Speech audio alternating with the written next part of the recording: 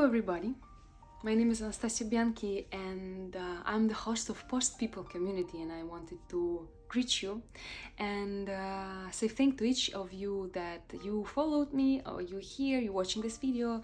So if you like this video, I would really appreciate if you could share the word. And this topic today is actually mind-blowing, and even though it's so how can I say, it's so common, everyone talks about this love for yourself, liking yourself, it's just woo, it's everywhere. So let me start by saying that liking ourselves and loving ourselves are absolutely two different things, and liking ourselves comes from here, whether loving ourselves comes from here, and it's more about a feeling than a thought. Let's cover liking ourselves first, so we understand, are we actually doing this the whole time we think that we actually love ourselves?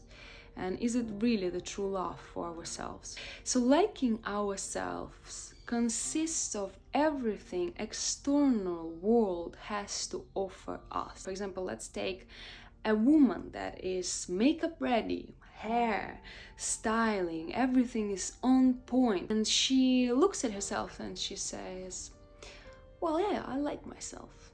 So yeah, all these external factors brought her to like herself, and basically she validated herself, she analyzed herself, it's all from here, and she got almost a verdict on herself, a score, and she said, okay, I like myself. This is the first example of liking yourself instead of loving yourself, because again, liking yourself comes from the external world. Everything you see, you touch, you feel, you do, and you project on yourself is about liking yourself, because it comes from here, because we analyze it with our minds. Another example of liking yourself is that when we wake up, we do our morning routine, we meditate, we do yoga, we have our celery juice, and everything is fine, and then we're like, such a blessing, I'm such a great person, I did all these things, and all these factors external once again brought me to like myself. Common mistake, we all think that this feeling that comes from this or that are loving ourselves, but in fact it's not. And the problem here, and actually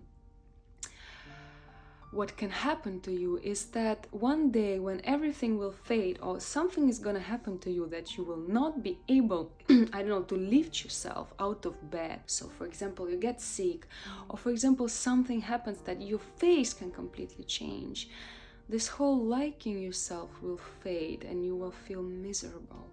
So I think it's very important to understand these differences and to try every day to switch more into loving yourself, into real love for yourself, instead of liking yourself that comes from everything but not you. So loving yourself, it is from here. Liking comes from here, loving comes from here. What do I mean by loving comes from here? Loving yourself, it's a feeling, and quite often it doesn't have any explanation. In fact, when we were born children, we were born with self-love. And love for yourself is nothing more than just being able to express ourselves, to be who we are.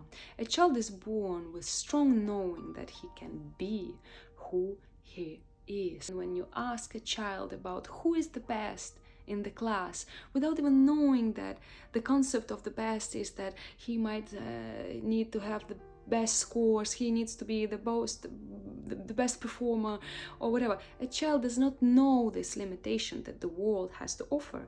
This child will say, I am the best.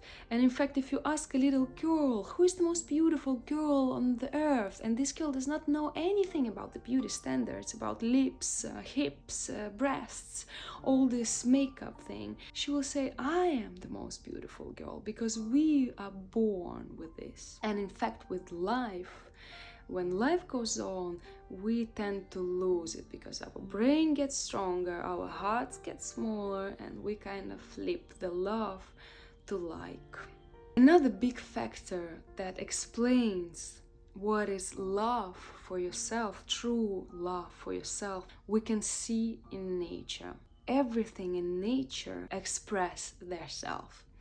For example, if we look at the flower, it will grow and then it will flourish into a flower, so the full expression will come. If we look at a tiger by being himself without analyzing that he's a tiger, or that he is the strongest tiger in here, or that he is the tiger that just killed the lamb, he doesn't like himself, he's being himself, and by being himself he's expressing his full potential. And also, like a consequence, he looks amazing, because this tiger is not thinking about, oh god, I would be an elephant one day and I would love to have these elephant ears, as we all do, right? Imagine a tiger with elephant ears. It's kind of a funny story, but why people look at others and they, instead of accepting and being who they are, want something else.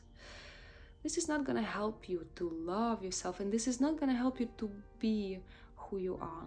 In fact, we need to understand that love for ourselves, true love for ourselves, is something innate in us, and that we have it just by the fact that we are born. And to understand it, we need to give ourselves the full potential to express ourselves by being who we are. So love for yourself is nothing more than just being who you are and expressing yourself to the fullest.